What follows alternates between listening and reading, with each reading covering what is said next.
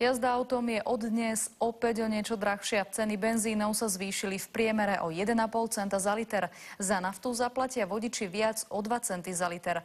Kto chce na pumpách míňať menej, nemusí hneď odstaviť auto do garáže. Stačí, ak sa pri šoférovaní bude trošku viac kontrolovať. Vodiči si musia na nové ceny pohonných látok zvykať už po 5. krát v tomto roku. Možno prišiel čas jazdiť úspornejšie. Ale na auto, ktoré je v dobrej kondícii, jazdí efektívne. Ako štýlom jazdy môžete ušetriť na spotrebe?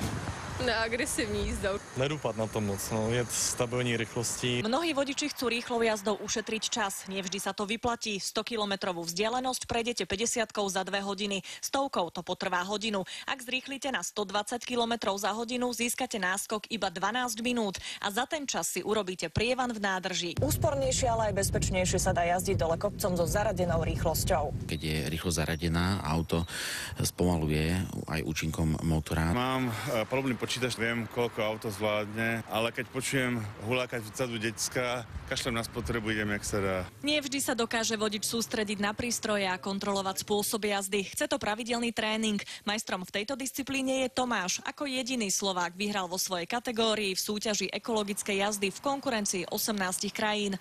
S najnižšou priemernou spotrebou prešiel 1000 kilometrov z Paríža do Ženevy. Auto pod jeho rukami skonzumovalo niečo cez 3 litre nafty na 100 kilometrov. Bola naša priemerná rýchlosť okolo 62 až 65 km za hodinu. A tu sú ďalšie rady od šampióna. V meste alebo mesta sa treba snažiť zaradiť najvyšší prevodový stupeň čo najskôr, ísť plynulo, predvídať situácie, držať si dostatočný odstup od vozidiel. Tomáš sám o sebe hovorí, že je ekojazdec a skúsiť by to mali aj ostatní. Neagresívnou jazdou vodiči šetria nielen peňaženku, ale aj svoje auto.